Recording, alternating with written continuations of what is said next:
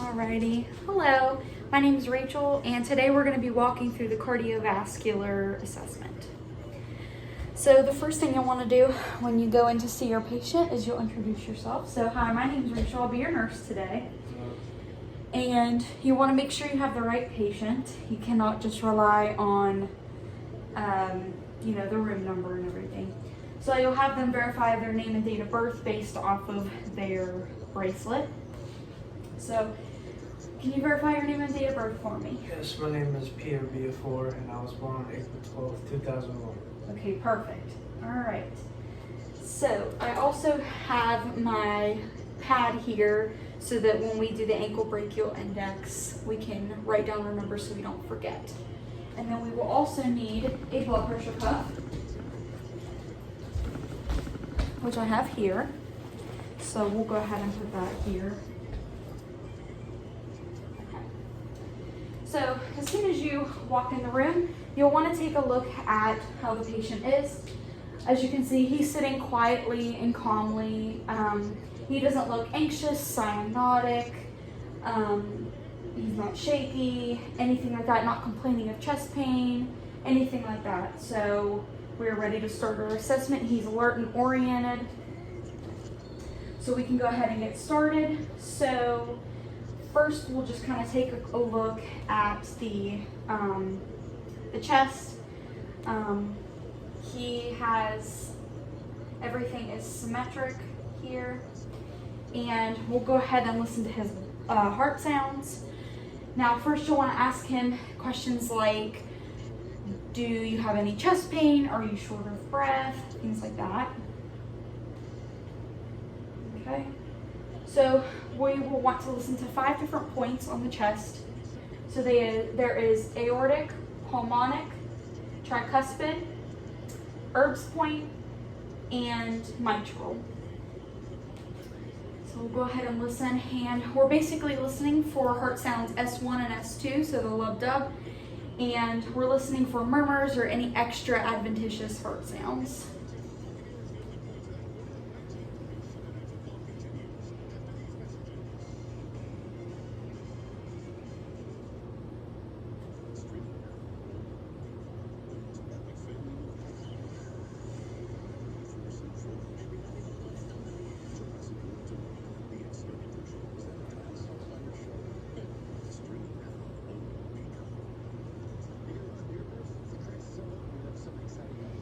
Okay, and mitral. Okay, so I'm hearing S1 and S2, no adventitious heart sounds. And then next, I will be listening to his apical pulse.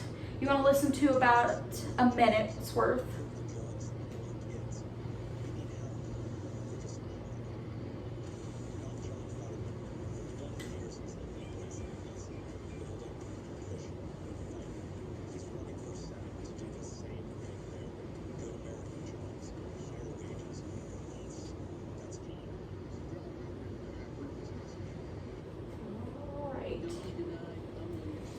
Okay, and then once you ask the symptomatic questions such as, chest pain, things like that, and depending on the answers, it'll kind of guide your assessment in different directions. But for this case, since he's not having any symptoms of anything, we can just kind of keep moving through the process. So the next thing we're going to have him do is we're going to have him lay kind of at a 30 to 45 degree angle. We're going to kind of use the pillow to adjust a little bit. We're going to have him lay his feet out, and we're going to check for jugular vein distension. Jugular vein distension can usually indicate heart issues such as like right-sided heart failure, where you'll get peripheral edema and it can cause the jugular veins to distend a bit. So what you'll want him to do is you'll want them to lay in this kind of position, not completely supine, but kind of like a semi-Fowler's. And you want to have them turn their head to the side, and you're looking for distension here. So what you'll want to do is you'll want to take like a pen light, and it'll help you create a shadow so that you can distinguish it a bit better.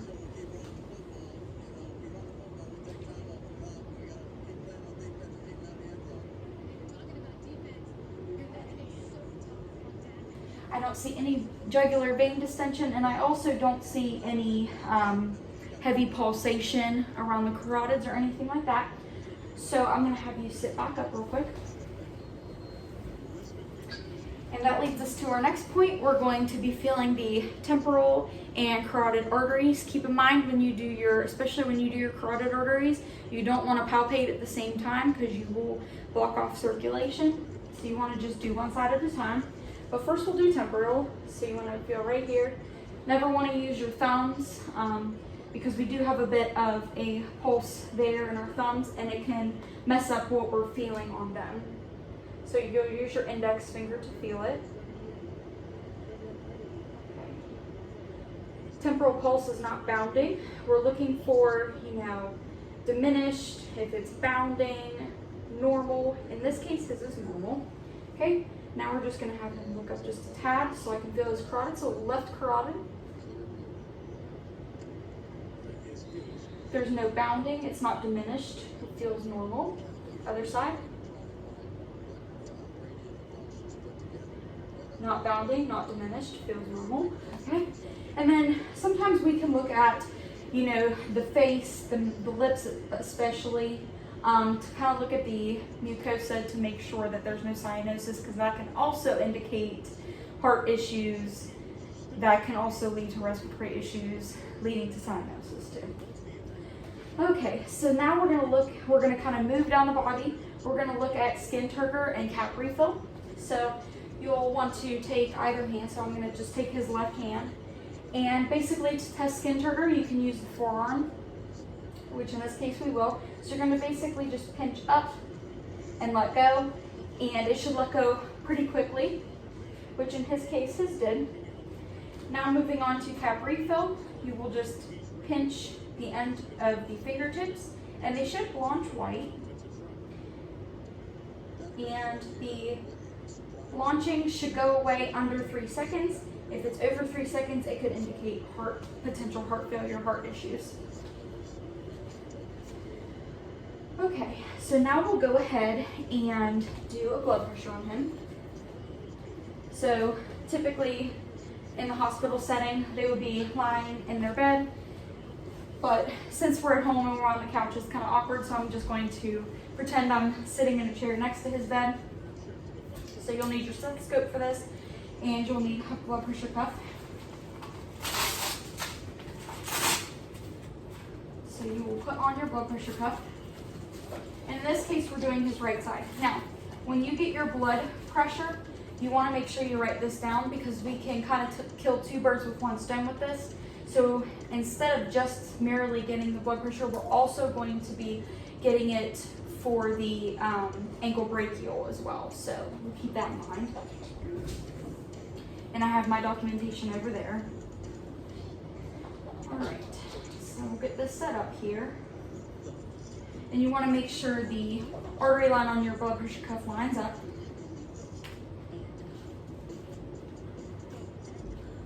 Okay. You want to make sure you can set your meter on. Okay.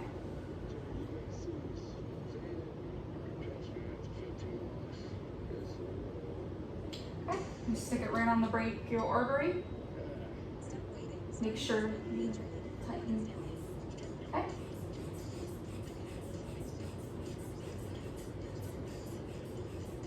I go to about 180.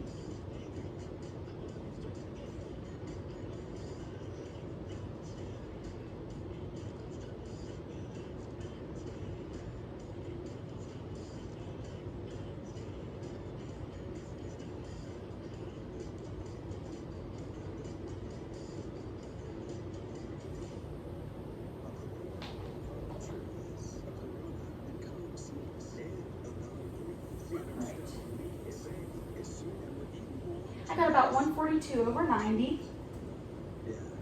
So make sure you just loosen them all the way. And then you can take that off. Okay. And then you'll want to make sure you document just in case you forget. So I have this documented here.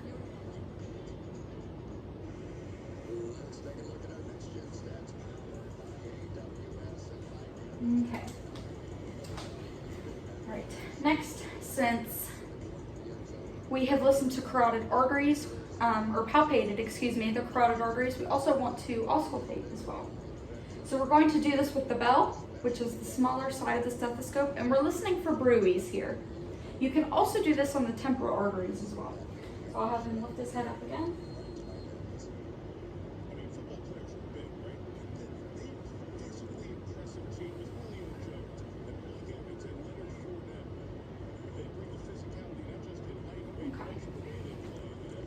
Alrighty, so with the bruits, you will tend to hear a bit of a whooshing noise. So if you hear that, that's most likely what you're hearing. But in this case, I didn't hear any on him, so we can move on. So when you do your apical pulse, you're also looking up here. When you're listening for a minute, if the rhythm is regular, you're listening for, again, adventitious sounds, extra sounds, murmurs. And you also want to keep in mind, so the rate, the rhythm, the pattern, and you also want to count his heart rate, okay? All right, and then along with this, I don't have one with me, but you will also do like incentive spirometry. You'll do that anytime you do a cardiac or a respiratory assessment as well. Okay, so I've got my documentation here for this. So next what we will do is we will keep finishing looking at this, and then we'll move on to the arterial ankle, the brachial ankle index. So first, so as soon as you do your skin turgor and your cap refill, then what you're going to be looking at is overall skin appearance and color. So his skin is pink, normal, no cyanosis, no pallor, anything like that. And then what you'll be looking for is also hair distribution. So, and you'll see this more when we look at the ankle brachial index, but when you look down the legs, you're looking for hair distribution. If there is a lack of hair or a shine to the legs or anything like that, it can indicate an arterial or a venous insufficiency. So you want to keep that in mind as well. But in his case, he has plenty of hair and it's evenly distributed across his legs. So, and there is no cyanosis or pallor of the feet. So we can, just based off of that, we can see that he's getting pretty decent circulation down there. Okay. And the skin also, another thing you want to feel for temp of the skin, which he feels nice and warm, not too hot, not cold. Cold can also indicate a lack of circulation. Now what I'm going to have him do is I'm going to have him lay down so we can finish the ankle brachial index. So now that we have our 142/90 blood pressure of the left brachial artery, we also now are going to have it on his feet as well. So what we're going to do is we are going to, before we do that, I'm going to move my papers over here. Before we do the blood pressure, we want to have him just lay his feet all the way out, like so. And here we are going to be feeling and palpating all the arteries down in here. So the first one is femoral. So femoral is kind of right at the beginning of the hip, more on the anterior side, more medial.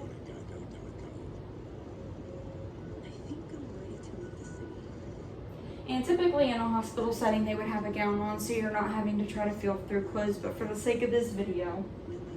Okay, and then the popliteal pulse, which is right under the knees. Just have you relax your legs. Okay, we're not bounding, we're not diminished. You feel normal there as well. And then your post tip, which is right behind the inside of the ankle here. And you're also, when you're looking at things bilaterally like this, you want to make sure that they are equal on both sides anytime you have anything like this, okay? And then you also want to do your pedal pulses. So that's right on top of the foot. You can kind of make a V with your fingers and then a line kind of right in the middle of the top of the foot. Again, no bounding, no diminished. and they're an equal rate and rhythm on each side. And then while we're at it, typically you would do this with your blood pressure, but we will feel his brachial and radial pulses as well, so we'll just have to relax his hands. Okay. And then radial pulses. Okay. Equal on both sides, very good. Now we can pick up our, blood pressure cuff.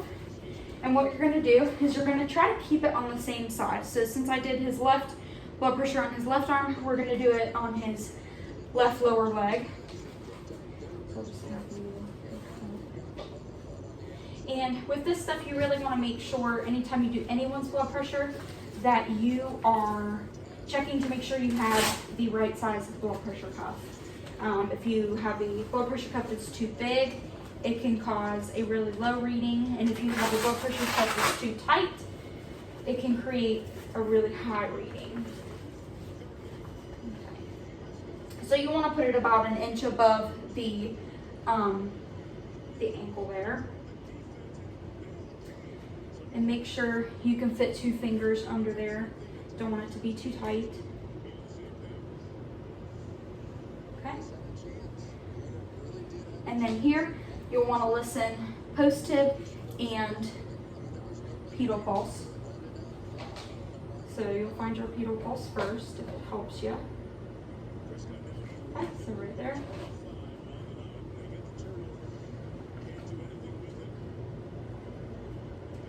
All right. And then you'll take it the exact same way as you did.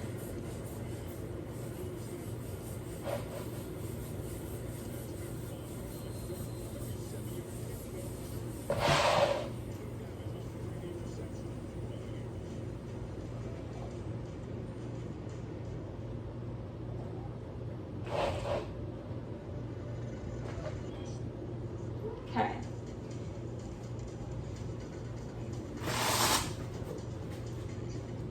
And then there I got about 138/87. So we'll jot that down real quick wherever my pen went, which will be here. Okay, so you'll jot that down.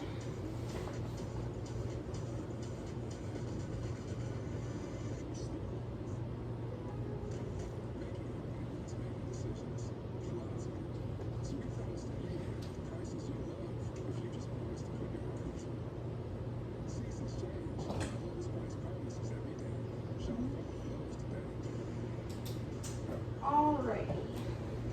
And then basically how you'll do that is you will divide the systolic blood pressures for each, and then it will give you a, most likely it'll give you a decimal number, and I have the quantities written down here. So if it is 0.4, you have a very high likelihood of PAD, which is peripheral arterial disease, and you'll definitely make sure you have your patient follow up with their PCP or cardiologist for that.